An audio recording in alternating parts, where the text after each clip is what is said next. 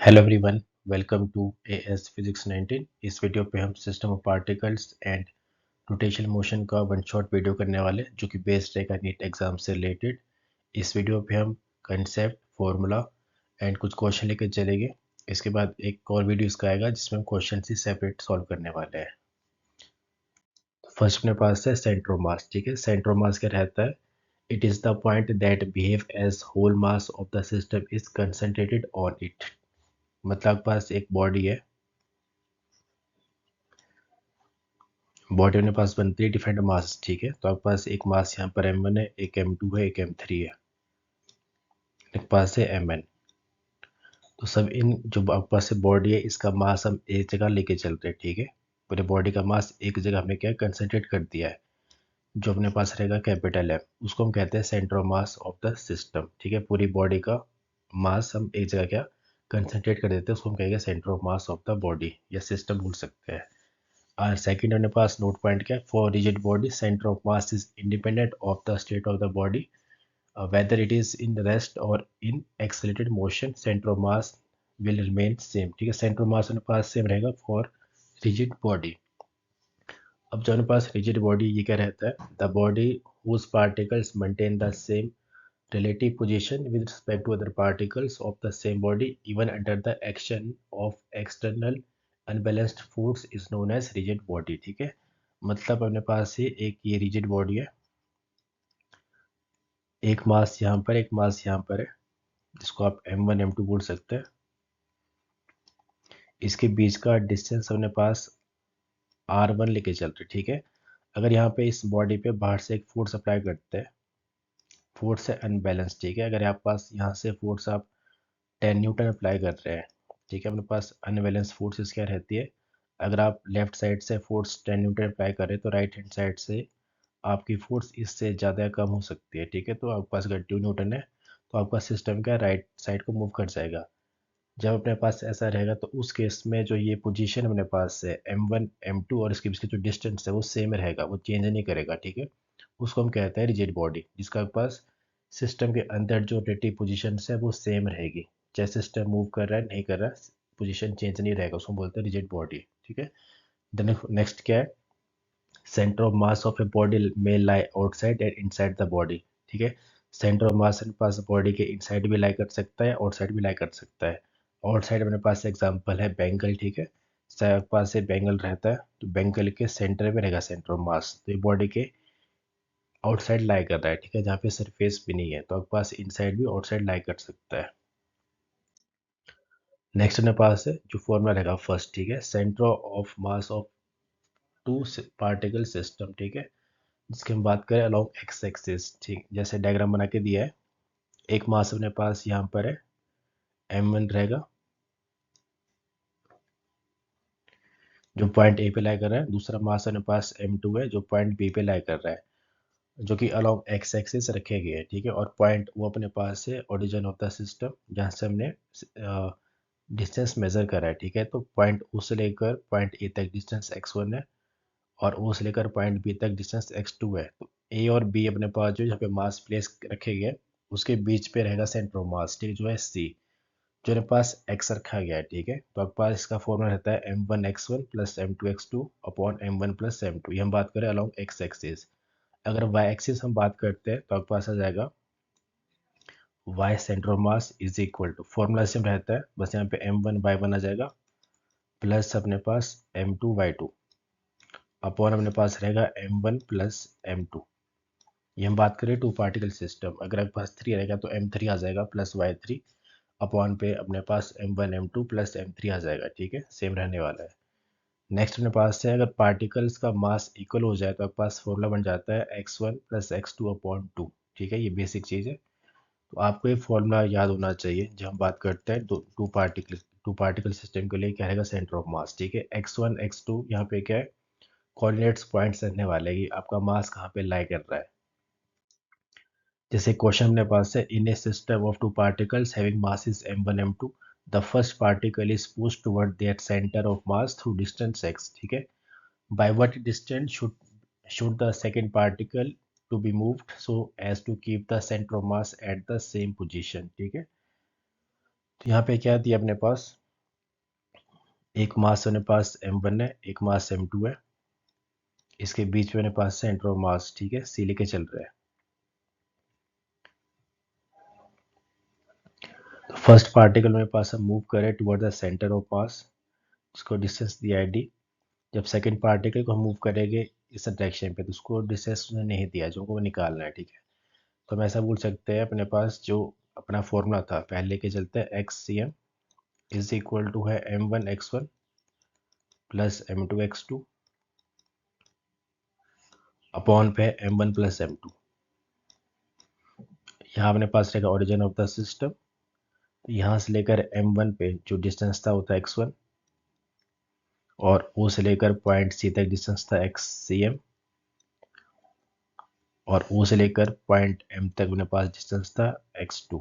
ये दिया है, ठीक है। उसके बाद क्या है, आपका जब system m1 m2 toward the centre of mass shift करेगा, ठीक है, पोस्ट बोल रहा है, तब उस समय पर आपका जो सेंटर ऑफ मास की पोजीशन वो चेंज नहीं करेगा, ठीक है। तो यहाँ पे जो ये है xcm वो तो जीरो रहने वाला है, ये चेंज नहीं कर रहा है, ठीक है। और आपके पास जो x1 है वो चेंज करेगा, क्योंकि टुवर्ड द सेंटर जा रहा है, ठीक है। तो आपके पास इसका डिस्टेंस हम लेके चल रहे हैं, यहाँ पे दिया डेल्टा x1 और यहाँ लेके चल रहे हैं डेल्टा x2। जब हमने से इसकी सिस्टम की m1 m2 को पुश करा है टुवर्ड्स c, ठीक है। तो आपका फॉर्मूला बन जाएगा 0 इज इक्वल टू है m1 delta x1 plus m2 delta x2 upon रहेगा m1 plus m2। Then delta x1 यहाँ पे d दिया है, ठीक है, फर्स्ट जब पार्टिकल मूव कर रहा था। तो यहाँ पे आ जाएगा m1 d plus m2 delta x2 हमको बताना है, ठीक है, is equal to 0। This implies delta x2 is equal to minus of m1 upon m2 और ये d। तो अपने पास ये रहेगा उसका डेल्टा x2 जो उसकी रहेगी पोजीशन जो उसने शिफ्ट करा है, ठीक है। तो आपके पास इस टाइप का रहेगा न्यूमेरिकल। देन नेक्स्ट अपने पास है position vector r of the centre of mass is. जैसे आपके पास m1 और m2 अपने पास दो मासेस है, उसके अब c अपने पास सेंटर ऑफ मास पूरे सिस्टम, ठीक है। हम बात करें कोऑर्डिनेट सिस्टम XYZ लिया है और वो अपने पास ओरिजिन ऑफ द सिस्टम, तो O से लेकर A तक डिस्टेंस क्या है, r1 है, जो रहेगा पोजीशन वेक्टर। O से लेकर B तक डिस्टेंस है जो अपने पास है पोजीशन वेक्टर की, कहाँ पे लाई करे अपने पास मासेस, ठीक है, उसको हम बोलते हैं पोजीशन वेक्टर। उस समय पर अपना फॉर्मूला क्या रहने वाला है, ठीक है, वो रहेगा r is equal to r, यहाँ पर क्या है, position vector of centre of mass is equal to m1 r1 plus m2 r2 upon m1 plus m2, ठीक है। हमने बात करी है जब आपके पास सिस्टम क्या है इन टर्म्स ऑफ लिख के चले पोजीशन वेक्टर, अगर अलोंग एक्स एक्सिस बात करते हैं तो हमने पहले बात कर दिया, ठीक है। तो इस टाइप का है आपके पास अलोंग, मतलब सिस्टम जो रहेगा पोजीशन वेक्टर पर बेस्ड है। तो इस पे क्वेश्चन ट्राई करते हैं। टू बॉडीज ऑफ मासेस है 2 ग्राम एंड 10 ग्राम हैविंग या हैव पोजीशन से वेक्टर्स गिवन दिए 3 आई कैप प्लस 2 जे कैप माइनस के cap and I cap J minus J cap plus 3 के cap. Find the position vector बताना है and distance of centre of mass from the origin बताना है, ठीक है। तो अपना जो बेसिक फॉर्मूला है पोजीशन वेक्टर का, r इज इक्वल टू है m1 r1 vector plus m2 r2 vector upon रहेगा m1 प्लस m2। अब मास अपने पास क्या दिया है, दोनों ग्राम में दिए तो चेंज नहीं करेंगे, ठीक है, सेम रहेगा। तो मास 2 है, उसके पास जो पोजीशन वेक्टर है वो दिया है 3 आई कैप प्लस 2 जे कैप माइनस के कैप प्लस m2 अपने पास है 10, उसके पास दिया है पोजीशन वेक्टर है आई कैप माइनस जे कैप प्लस 3 के कैप अपॉन पे मासेस को ऐड कर देंगे 2 प्लस 10। देन के पास बनेगा ये 2 को कर देंगे मल्टीप्लाई तो 6 आई कैप प्लस 4 जे कैप माइनस है 2 के कैप प्लस रहेगा 10 आई कैप माइनस है 10 जे कैप प्लस 30 के कैप अपॉन पे मासेस को ऐड कर देंगे तो जाएगा 12। दिस इम्प्लाइज इसको हम सॉल्व कर देंगे 6 आई कैप प्लस 10 हो जाएगा 16 आई कैप, उसके बाद है 4 जे कैप माइनस 10 तो आपके पास माइनस ऑफ 6 जे कैप, आपके पास प्लस आपके पास 28 के कैप अपॉन रहेगा 12। इसको भी सॉल्व कर सकते हैं तो आपके पास बनेगा ये R vector is equal to है 2 6 जा 12, 2 8 जा 16, 2 3 जा 6, 2 14 28। ठीक है, तो आपके पास रहेगा 8 आई कैप माइनस 3 जे कैप प्लस 14 के कैप अपॉन अपने पास से 6। तो आपके पास रहेगा इसका पोजीशन वेक्टर। ठीक है, अब बता रहे हैं डिस्टेंस क्या रहेगा, तो डिस्टेंस हम इसका लेंगे मैग्नीट्यूड। तो आर का कर देंगे मैग्नीट्यूड, आ जाएगा ये 8/6 का स्क्वायर प्लस माइनस ऑफ 3/6 का स्क्वायर प्लस 14/6 का स्क्वायर और साथ में अंडर रूट। ठीक है, इसको सॉल्व करने पर अपने पास जो रहेगा डिस्टेंस, ठीक है, वो आपके पास बनेगा 2.73। ठीक है, इसको आप सॉल्व कर सकते हैं, मैंने बता दिया कंसेप्ट क्या रहने वाला है। ठीक है, तो इस टाइप के क्वेश्चन आपके रहते हैं। ठीक है, तो आपको एक फॉर्मूला याद होना चाहिए जब हम बाद में बात करते हैं in terms of position vector. Then next है कुछ अपने पास फॉर्मूलेज है। ठीक है, हम अब बात करें एक बार जब बहुत सारे पार्टिकल अपने पास है तो आपका फॉर्मूला क्या बनता है। ठीक है, तो एक्स सेम है m1x1 plus m2x2 plus mn(xn). ठीक है, नंबर बहुत सारे हो सकते हैं अपने पास। ठीक है, अपॉन पे m1 plus m2 plus mn। तो इसको हम लिख सकते हैं इन टर्म्स ऑफ समेशन। ठीक है, इस टाइप का हम लिख सकते हैं इसको जब बहुत सारे पार्टिकल्स अपने पास दिए हुए। ठीक है, नेक्स्ट है वेलोसिटी क्या रहता है सेंटर मास, ये इंपॉर्टेंट रहेगा वेलोसिटी का फॉर्मूला। ठीक है, ये अपने पास इंपॉर्टेंट है वेलोसिटी का फॉर्मूला। जब आपसे पूछा है velocity of centre mass for n particles, same ही है। ठीक है, तो यहाँ पे m1 v1 आ जाएगा x1 की जगह, सेम चलेगा formula, plus m2 v2 plus mn vn। अगर हम बात करते हैं दो पार्टिकल्स के लिए तो आपके पास वेलोसिटी आ जाएगा, आपके केस में दो पार्टिकल्स का ही बोलता है। ठीक है, तो यहाँ पर जाएगा m1 v1 plus m2 v2 upon पे आ जाएगा m1 प्लस m2। ये अपने पास वेलोसिटी है of centre mass for two particles. ठीक है, वैसे अपने पास रहेगा एक्सेलेरेशन का फॉर्मूला, एक्सेलेरेशन ऑफ सेंटर मास रहेगा m1a1 plus m2a2 upon m1 plus m2। ये भी हम बात करिए दो पार्टिकल्स के लिए। ठीक है, देन आपके पास मोमेंटम का फॉर्मूला भी सेम रहेगा, मोमेंटम रहेगा p इज इक्वल टू है m1p1 प्लस m2p2 अपॉन पे m1 प्लस m2। जब हमने बात करी फॉर टू पार्टिकल्स के लिए। ठीक है, आपको वेलोसिटी ना दे के अपने पास पोजीशन दे सकता है तो उसको हम कर देंगे डिफरेंशिएट टाइम के रिस्पेक्ट में, तो वेलोसिटी वहाँ से आ जाता है। ठीक है, और आपके पास वेलोसिटी वाले कंसेप्ट पे ये ध्यान देना अपने पास कि पार्टिकल्स अपोजिट आ रहे हैं। अगर आप अपोजिट आते हैं, ठीक है, तो आपके पास यहाँ पे एक अपने पास प्लस में एक बनेगा माइनस, तो यहाँ बनेगा m1v1 माइनस m2v2। ठीक है, ऐसे क्वेश्चन डिस्कस करें। ठीक है, तो आपको ये फॉर्मूला याद होना चाहिए। नेक्स्ट अपने पास है centre of mass of rigid body having continuous distribution of mass. ठीक है, जब अपने पास सिस्टम क्या है कंटिन्यूअस है, मासेस अपने पास डिस्ट्रीब्यूट नहीं करेंगे। ठीक है, तब आपका फॉर्मूला क्या रहता है, तो आपका फॉर्मूला रहेगा आप ये वाला ये चीज़। ठीक है, integration of x DM, DM यहाँ पे क्या स्मॉल एलिमेंट्स को स्टडी करते हैं वहाँ पर। ठीक है, पूरे मास की जगह पर, तो एक्स से डीएम अपॉन पे रहेगा इंटीग्रेशन ऑफ डीएम। ठीक है, तो क्वेश्चन लेके चल रहे हैं इस पर। A rod is of length L and its mass acting per unit length is directly proportional to distance x from one of its and find the distance of its center of mass from that end of the rod। ठीक है, आपके पास एक ये road है जो कि length L है और इसके पास मास है कैपिटल M पूरे रोड का। ठीक है, उसके बाद यहाँ पे क्या है इट्स मास एक्टिंग पर यूनिट लेंथ। ठीक है, जब हम स्टडी करने वाले हैं, जैसे आपके पास ये पोर्शन स्टडी करेगी, जिसके पास मास आ जाएगा dm और इसके पास लेंथ आ जाएगी यहाँ पे dx लेके चल रहे हैं। ठीक है, और उसके एक एंड से जो डिस्टेंस है यहाँ पर वो आपके पास x लेके चल रहा है। ये क्वेश्चन पे गिवन दिया है। ठीक है, उसके बाद कहा है जो यहाँ पे मास एक्टिंग पर unit length is directly proportional to distance x। तो यहाँ पे जो ये है dm अपॉन dx। ठीक है, छोटा सा मास स्टडी करें तो लेंथ भी छोटी सी आने वाली है dx।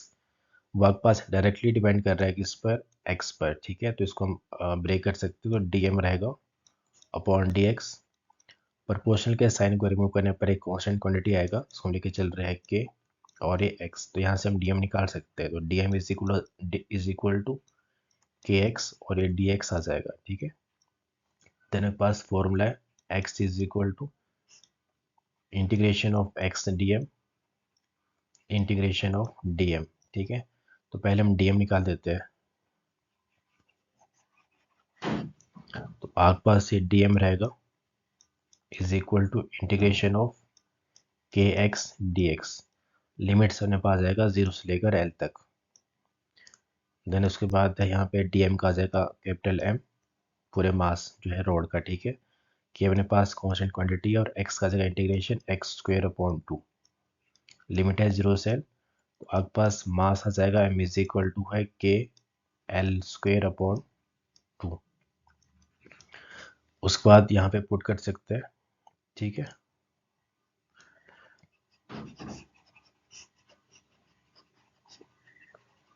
तो आपके पास से बनेगा, या दूसरा निकाल देते हैं, ठीक है, एक्स डी एम। तो एक्स डी एम अपने पास रहेगा, इंटीग्रेशन है 0 से एल, एक्स डी एम अपने पास था के एक्स डी एक्स। एक्स के अपने पास कांस्टेंट है, बाहर आ जाएगा। देन आपके पास रहेगा, अंदर रहेगा, डायरेक्ट करें, ठीक है, इंटीग्रेशन, तो आप इसको देख सकते हैं। तो आपके पास से बनेगा एक्स क्यूब अपॉन 3, लिमिट आएगा 0 से एल। देन आपके पास बनेगा के एल 3/3, ठीक है। तो आपके पास आएगा एक्स इज इक्वल टू है, इसको सॉल्व करने पर आया था के एल 3/3, अपॉन पे आया था के एल स्क्वेयर अपॉन 2। के से के कट जाएगा, एल स्क्वेयर से एल कट जाएगा। देन बनेगा आपके पास से 2l अपॉन ये 3, ठीक है। तो आपके पास ये रहेगा इसका सेंटर ऑफ मास, ठीक है।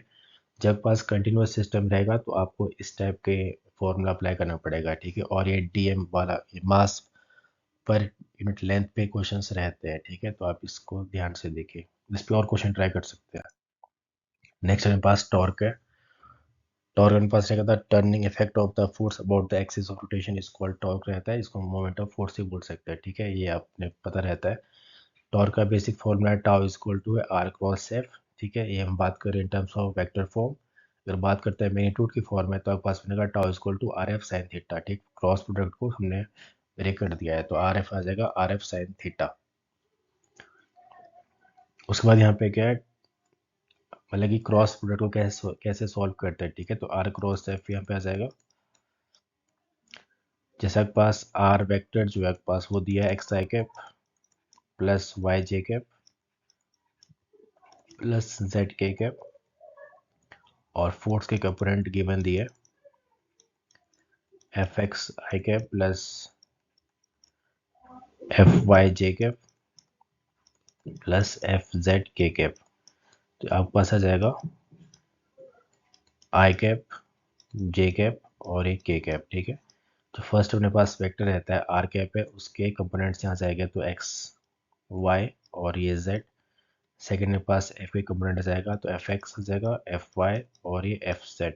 देन क्रॉस प्रोडक्ट को सॉल्व कर देंगे, आपका रिजल्ट आ जाएगा, ठीक है। अगर आपसे बोलता है टॉर्क का एक्स कंपोनेंट क्या रहेगा, ठीक है, तो एक्स कंपोनेंट क्या रहता है, वो आपके पास आ जाएगा y of F Z minus of z of F Y, ठीक है।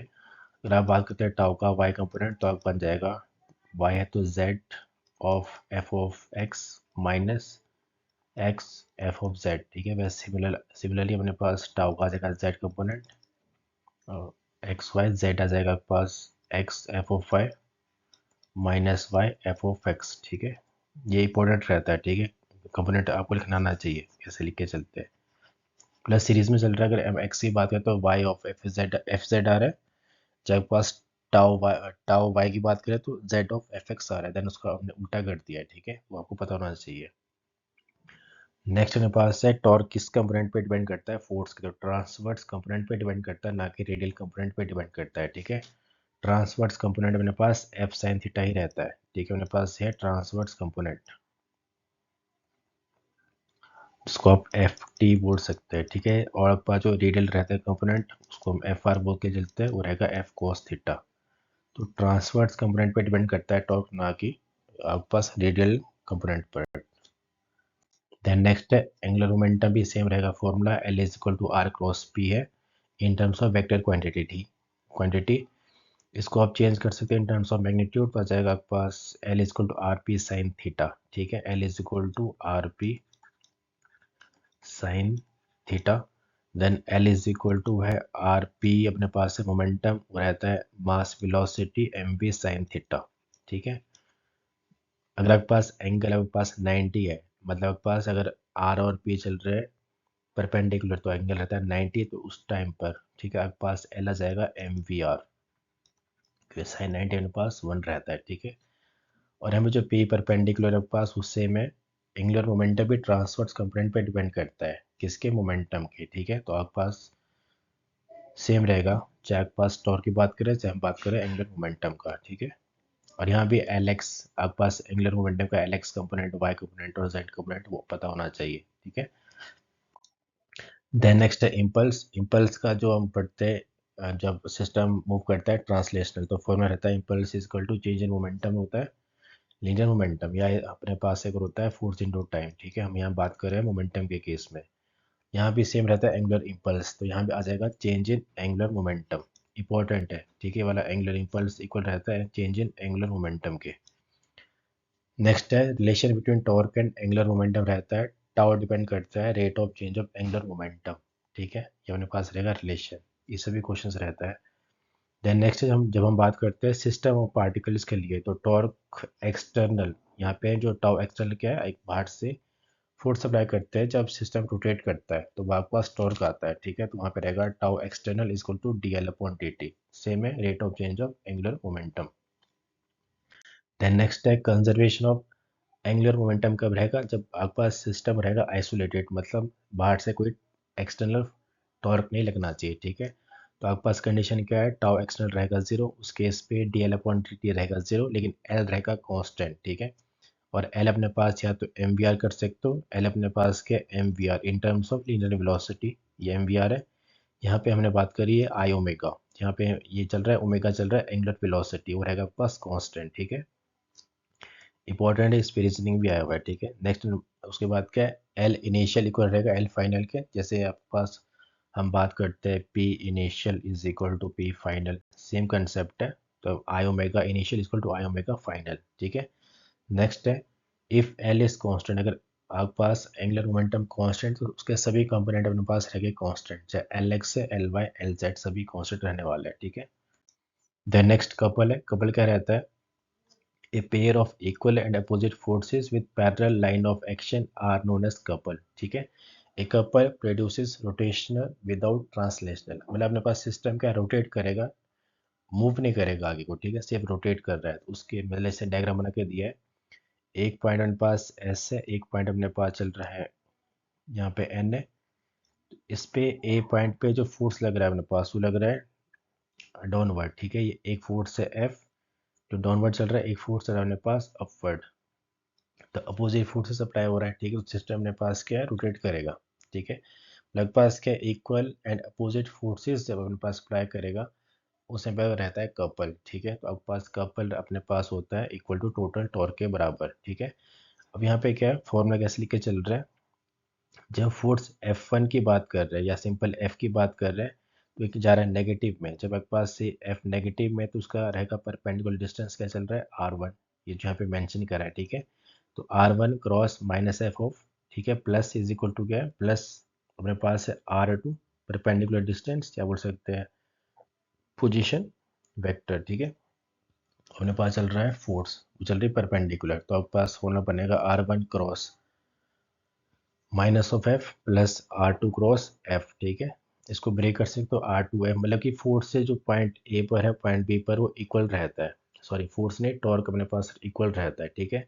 इसको हम बोलते हैं रोटेशनल इक्विलिब्रियम, ठीक है। तो इस पे भी क्वेश्चन अपने पास रहते हैं कि जब एक पॉइंट, दो अपने पास पॉइंट है ए एंड बी, उस पे अपने पास फोर्सेस अप्लाई हो रहा है, इक्वल है लेकिन पैरेलल पे जा रहा है और अपोजिट पे जा रहा है, ठीक है।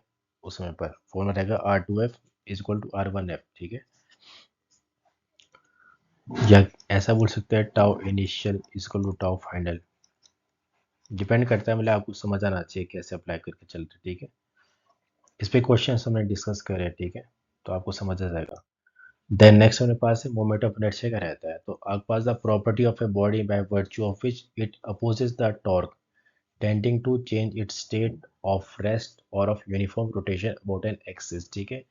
जब बॉडी अपने पास रोटेट करती है तो रोटेट को जो अपोज करता है वहां पर, ठीक है, उसको हम बोलते हैं मोमेंट ऑफ इनर्शिया। मतलब सिस्टम क्या रोटेट नहीं होना चाहिए, अपोज करता है उस चीज को, ठीक है, वो अपने पास रहेगा moment of inertia. Moment of inertia किस पे डिपेंड करता है, रीजनिंग है, डिपेंड करेगा आपके पास पोजीशन ऑफ एक्सिस, आप किस एक्सिस से रोटेट कर रहे हैं सिस्टम को। दूसरा अपने पास क्या, सिस्टम का जो मासेस है जो डिस्ट्रीब्यूट हुआ है, ठीक है, distribution mass of the body about the axis उस पर डिपेंड करता है, ठीक है। तो आपके पास ये, जैसे आपके पास ये है, आपके पास एक बॉडी है, रिजिड बॉडी है, इसका मास एक यहाँ पर है m1, इसका मास m2 है, वैसे ये m3 है या सो ऑन। तो आपके पास आप यहाँ से रोटेट रोटेट करके चल रहे हैं, तो यहाँ से लेकर यहाँ तक डिस्टेंस है r1, ये अपने पास है एक्सिस ऑफ रोटेशन। और यहाँ अपने पास m2 है, तो यहाँ पे आ जाएगा r2, वैसे सिमिलरली यहाँ पर आ जाएगा r3, ठीक है। तो अब जहाँ से रोटेट करते हैं उस एक्सिस पे डिपेंड करता है, और जो मासेस डिस्ट्रीब्यूट अपने पास हुए उस पर डिपेंड करता है अपने पास मोमेंट ऑफ इनर्शिया, और अपोज करता है, सिस्टम को अपोज करेगा, ठीक है। इसका अपने पास क्या रहेगा formula, the moment of inertia of single particles, ठीक है। जब हम बात करते हैं सिंगल पार्टिकल्स की, तो आपके पास रहेगा I is equal to M R square. जब हम बात करते हैं सिस्टम ऑफ एन पार्टिकल्स, तो आप लिख सकते हैं समेशन ऑफ आई, एन तक जा रही है वैल्यूज, ठीक है, number of particles N M, और यहाँ पे आर आई का स्क्वायर, ठीक है, यहाँ पे आ जाएगा एम आई होना चाहिए, एम आई आर आई का स्क्वायर। ये हम बात करें सिस्टम ऑफ पार्टिकल्स, अगर सिंगल पार्टिकल तो एम आर स्क्वायर, ठीक है, बेस अकॉर्डिंग टू डेफिनेशन रहता है। देन नेक्स्ट है रेडियस ऑफ गायरेशन का रहता है। Radius of gyration of a body about a given axis is the perpendicular distance of a point from the axis at which the whole mass of the body could be concentrated, ठीक है। Same है, आपके पास एक rigid body था, masses पहले distribute कर रहे थे, सबके मासेस को हमने क्या एक जगह कर दिया कंसंट्रेट, उसको हमने एम मान लिया है, और आप यहाँ से रोटेट कर रहे थे अपना सिस्टम, तो यहाँ से लेकर यहाँ से तो डिस्टेंस रहेगा, अब वो अपने पास के है, ठीक है। पहले अपने पास जो फॉर्मूला आया था I is equal to M R square, अब आपका फॉर्मूला बनेगा I is equal to M K square. यहाँ पे जो के है उसको बोलते हैं रेडियस ऑफ गायरेशन, ठीक है। मेरे पास यहाँ से किया जाएगा आई अपॉन एम, जिसका रहेगा मेरे पास फॉर्मूला, ठीक है, और न्यूमेरिकल्स में यही यूज होगा अपने पास, K is equal to root I upon M, ठीक है। अभी टेबल है अपने पास आने वाला, उस पर समझ आ जाएगा, ठीक है। देन नेक्स्ट है इसका एक और रहेगा फॉर्मूला, जब हम इसको डेरिवेशन करके सॉल्व करते हैं तो रहता है के इज इक्वल टू है root R one square plus R two square, number of times आपका जितने भी दिए अपने पास पोजीशंस, ठीक है, अपॉन एन आ जाएगा, ठीक है। ये एनसीईआरटी में दिया है तो इसको आप डायरेक्ट ही कर सकते हैं, लेकिन क्वेश्चन आपके इस पे रहते हैं, ठीक है। देन नेक्स्ट है थ्योरम ऑफ पैरेलल एक्सिस। ये क्या रहता है, जैसे आपके पास सिस्टम बना के दिया है उसने, यहाँ पे एक रिजिड बॉडी है, ये अपने पास रिजिड बॉडी है, और आपके पास यहाँ से रोटेट कर रहे हो इस चीज़ को, ठीक है, यहाँ से आप रोटेट कर रहे हैं ये सॉलिड, जो कि डिस्टेंस आर पे लाई कर रहा है, ठीक है। सेंटर ऑफ मास ये इसकी एक मतलब सिस्टम है, परपेंडिकुलर जो पास करेगी एक लाइन, ठीक है, और उससे यहाँ से लेकर यहाँ तक जो डिस्टेंस वो आर दिया है, ठीक है। अब बढ़ते हैं डेफिनेशन क्या दिया है, it states that moment of inertia of a rigid body about any axis is equal to the moment of inertia of a parallel axis through its centre of mass, ठीक है, जो यहाँ से मास रहेगा आई सी एम बोल सकते हैं, centre से बात करें, ठीक है, plus the product of mass of the body, mass हमने लिया है एम, ठीक है, and the square of the perpendicular distance between the two axis, तो एक एक्सिस ये वाली, एक एक्सिस ये वाली, उसके बीच का जो डिस्टेंस रहता है आर, ठीक है, वो दिया। देन आपके पास यहाँ पे क्या है, ये फॉर्मूला आपके पास बन जाएगा कंबाइन होके, ठीक है। तो आई इज इक्वल टू है I C M plus M R square, I C हम बात करें सेंटर ऑफ मास से, और जो एम आर स्क्वेयर मेरे पास वो क्या है, एक एक्सिस है, सेंटर ऑफ मास से लेकर उस एक्सिस तक जो परपेंडिकुलर डिस्टेंस है उसका स्क्वायर हमको करना है, ठीक है। बहुत इंपॉर्टेंट है, ये आपके पास यूज हम करने वाले हैं, ठीक है। न्यूमेरिकल्स में बहुत इंपॉर्टेंट है वाला चीज, ठीक है। तो I is to I same plus M R square. Then next है थ्योरम ऑफ परपेंडिकुलर एक्सिस, ठीक है। ये इतना इंपॉर्टेंट नहीं है, ठीक है, तो आप इसको समझ सकते हैं, ठीक है। आपके पास एक रिजिड बॉडी है, तो आपके पास क्या रहेगा, इसका डेफिनेशन पढ़ लेते हैं, ठीक है। It states that the moment of inertia of a plane lamina about an axis perpendicular to its plane is equal to the sum of the moment of inertia of the lamina about any two mutually perpendicular axes in its plane and intersecting each other at the point where the perpendicular axis passes through it, ठीक है। आपके पास एक rigid body है और एक अपने पास axis है Z axis, ठीक है, जो सेंटर ऑफ यहाँ पॉइंट ओ से अपने पास क्या है, पास कर रही है, ठीक है। और जो एक्स और वाई है वो यहाँ से पास कर रहा है, उसको पॉइंट को इंटरसेक्ट कर रहा है, ठीक है। तो आपके पास अगर जेड एक्सिस से आपका सिस्टम रोटेट कर रहा है, ठीक है, तो आपके पास क्या बनेगा formula, I Z equal to I X plus I Y. अगर आपका आई वाई से रोटेट करता है आपका सिस्टम, तो आपका बनता है I Y is equal to I Z plus I X, ठीक है। मतलब जिससे रोटेट करेगा वो एक्सिस आएंगे लेफ्ट हैंड साइड, बाकी आएगा राइट हैंड साइड, ठीक है। तो आपके पास रहेगा इसका फॉर्मूला, उसको हम बोलते हैं थ्योरम ऑफ परपेंडिकुलर एक्सिस, ठीक है। देन नेक्स्ट है, ये जो आपके पास मोमेंट ऑफ इनर्शिया की वैल्यूज है आपको याद होना चाहिए, ठीक है। जो इंपॉर्टेंट है वही डिस्कस कर रहे हैं, बाकी ये नहीं डिस्कस नहीं कर रहे हैं, ठीक है। पहले हमने पास किया सर्कुलर रिंग, ठीक है। रिंग का जो अपने पास है मोमेंट ऑफ इनर्शिया जब परपेंडिकुलरली पास करेगी लाइन, या बोल सकते हैं परपेंडिकुलर आप जब रिंग को रोटेट करेंगे तो आपके पास मोमेंट ऑफ इनर्शिया रहेगा एम आर स्क्वायर, ठीक है। इंपॉर्टेंट है, ये सब आपको याद होना चाहिए। अब यहाँ पे जो रेडियस ऑफ गायरेशन के पास वो आर लिया है, कैसे लेके चल रहे हैं उसको मैं बता रहा हूँ, ठीक है। बेसिक फॉर्मूला था आपके पास I is equal to M R square, जो दिया रिंग का मोमेंट ऑफ इनर्शिया। जब हम बात करें रेडियस ऑफ गायरेशन तो क्या रहता है formula, I is equal to M K square.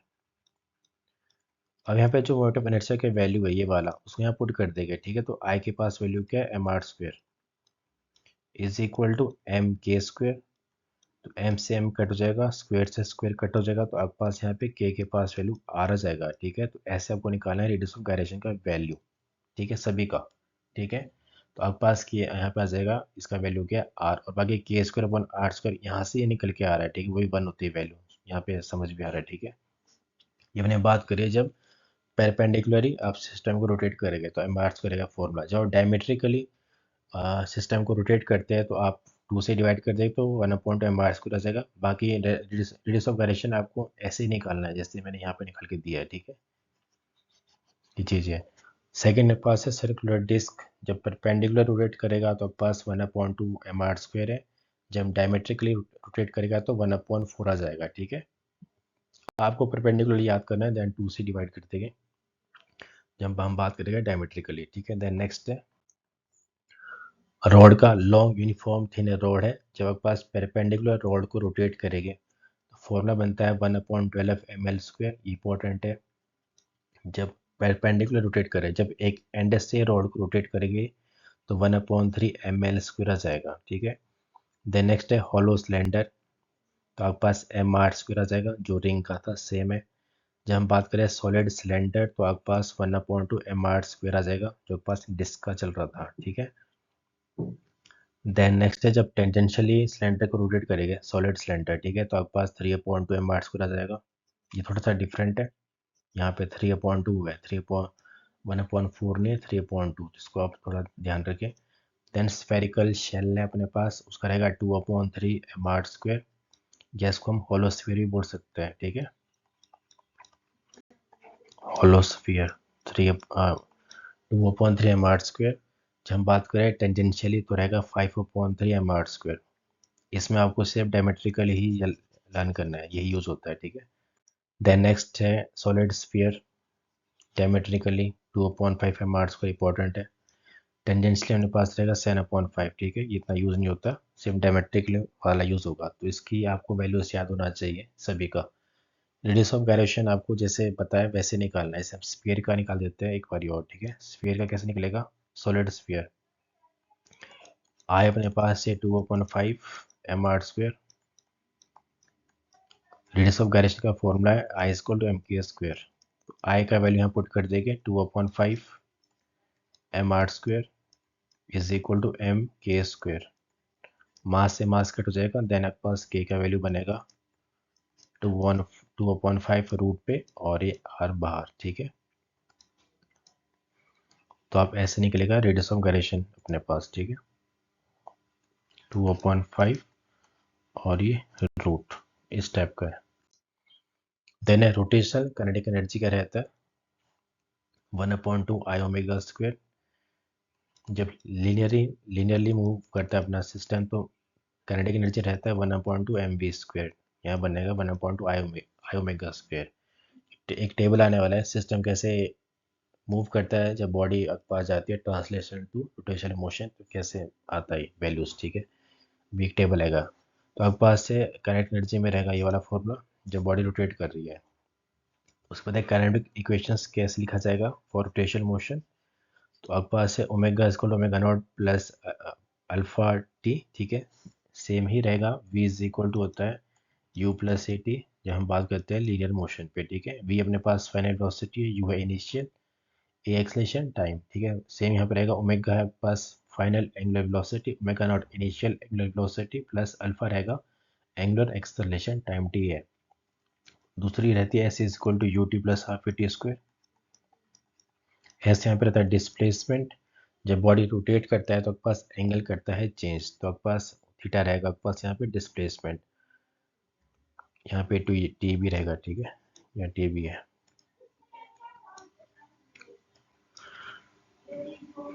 Omega naught T plus half alpha T square, यहाँ से सेम लिखा है, ठीक है। देन लास्ट रहता है V square minus U square is equal to 2 S यहाँ पर है सेम है डिस्प्लेसमेंट, यहाँ पे आएगा थीटा का डिस्प्लेसमेंट, तो आपके पास omega square minus omega not square is equal to alpha theta minus theta not final minus initial, यहाँ पे मैंने लिख दिया थीटा, ठीक है। तो आपके पास ये इसका बेसिक्स है, ठीक है, पता होना चाहिए, क्वेश्चन रहते हैं कई कई बार आ जाता है, ठीक है। देन आपके पास ये है, ठीक है, नेक्स्ट की जब आपका सिस्टम ट्रांसलेशन मोशन पे है तो कैसे वैल्यूज रहेगा, जब रोटेशन है तो क्या से वैल्यूज चेंज हो जाता है, ठीक है। तो अपने पास पहले रहेगा पोजीशन है, पोजीशन अपने पास अभी बताया था, ठीक है। एक्स आ जाएगा यहाँ पे, यहाँ रहेगा थीटा चेंज करता है, वेलोसिटी होता है डिस्प्लेसमेंट अपॉन टाइम, यहाँ पे रहेगा एंगुलर वेलोसिटी ओमेगा, डिस्प्लेसमेंट कहता है थीटा, तो थीटा अपॉन टाइम, ठीक है। यहाँ एक्सलेशन है वेलोसिटी अपॉन टाइम, यहाँ रहेगा एंगुलर वेलोसिटी अपॉन टाइम। मास यहाँ पे मास रहते हैं, यहाँ मास का बन जाता है इनर्शिया, ठीक है, जब सिस्टम रोटेट करता है। न्यूटन का सेकंड लॉ है फोर्स है मास इनटू एक्सलेशन, यहाँ क्या बनेगा, फोर्स क्या होती है, एक टॉर्क ही रहता है, बताया था अभी कि सिस्टम जब रोटेट करता है तो टॉर्क अप्लाई होता है, ठीक है। तो टॉर्क आ जाएगा, मास का बनेगा इनर्शिया, देन आपके पास ये होता है अल्फा, और इस पे क्वेश्चन रहते हैं, ठीक है। वर्क क्या बनेगा, वर्क इक्वल टू है फोर्स डिस्प्लेसमेंट, यहाँ रहेगा वर्क इक्वल टू फोर्स का टॉर्क डिस्प्लेसमेंट का डी थीटा। काइनेटिक एनर्जी है 1/2 एम वी स्क्वायर, यहाँ रहेगा 1/2 आई ओमेगा स्क्वायर, मास का इनर्शिया, वेलोसिटी का omega, velocity angular velocity, then power है फोर्स वेलोसिटी, यहाँ क्या बनेगा power is equal to torque omega. Linear momentum P is equal to M V, यहाँ पर रहेगा L is equal to I omega. Then next है rolling motion, जब body roll कर रही है, ठीक है, when a body perform translational motion as well as rotational motion, मतलब रोटेट भी कर रही है और आगे मूव भी कर रही है, उस समय पर जो आपके पास रहेगी काइनेटिक एनर्जी वो रहेगा कॉम्बिनेशन रहेगा काइनेटिक एनर्जी किसका, ट्रांसलेशन का प्लस अपने पास रोटेशनल मोशन। और जो काइनेटिक एनर्जी रहेगा ट्रांसलेशन के केस में वो है 1/2 एम वी स्क्वेयर। वेलोसिटी कौन सा चल रहा है, velocity of centre of mass, ठीक है, इसका फॉर्मूला मैंने बताया आपको शुरू पे स्टार्टिंग पे, ठीक है। तो आपके पास वहां से इसको निकालना पड़ेगा पहले, ठीक है। ये जो वी सी एम है velocity of centre of mass plus है 1/2 आई ओमेगा स्क्वायर, ये बेसिक चल रहा है, ठीक है। इस पे क्वेश्चंस आए हैं जेडब्ल्यू में भी, ठीक है, तो इस पे आप थोड़ा सा ध्यान दें। और क्वेश्चन आया रेशियो करके, ठीक है, कि आपके पास काइनेटिक एनर्जी क्या है ट्रांसलेशनल की अपॉन अपने पास काइनेटिक एनर्जी क्या चल रही है, या फिर टोटल एनर्जी बोल दिया उसने, ठीक है। तो उसको आप देख सकते हैं, क्वेश्चंस डिस्कस करें तो समझ आ जाएगा आपको। देन कुछ डायरेक्ट फॉर्मूला जो आपको याद करना है, ठीक है। जब बॉडी अपने पास रोल कर रही है और रोल कर रही है स्लिप नहीं कर रहा है, उस केस में जो एक्सेलेशन रहता है वो रहेगा is equal to G sine theta upon है 1 plus K square upon R का स्क्वायर। थीटा यहाँ पे चल रहा है एंगल ऑफ इंक्लाइनेशन, ठीक है। वेलोसिटी क्या रहेगा, वेलोसिटी रहेगा जब बॉडी अपने पास बॉडी अपने पास के बॉटम पे रीच कर जाएगा तो वेलोसिटी होगा √2gh 1 + k² / r²। Direct question इस पे आ गया, ठीक है। तो डायरेक्ट आपको फॉर्मूला रन करना है। देन पास क्या है, change in kinetic energy, V2 अपने पास क्या है हायर, V अपने पास V1 क्या चल रही है लोअर। तो फॉर्मूला बनेगा 1/2m ब्रैकेट में 1 + k² / r² bracket close, bracket में V2 का स्क्वायर माइनस V1 का स्क्वायर। इस पे क्वेश्चन नहीं रहेंगे, फिर भी पता होना चाहिए वाला चीज़, ठीक है। बाकी क्वेश्चन इस पे रहेगा, एक्सलेशन एंड वेलोसिटी का रहता है। देन आपके पास नेक्स्ट है जिससे रीजनिंग पहले आ चुकी है, ठीक है।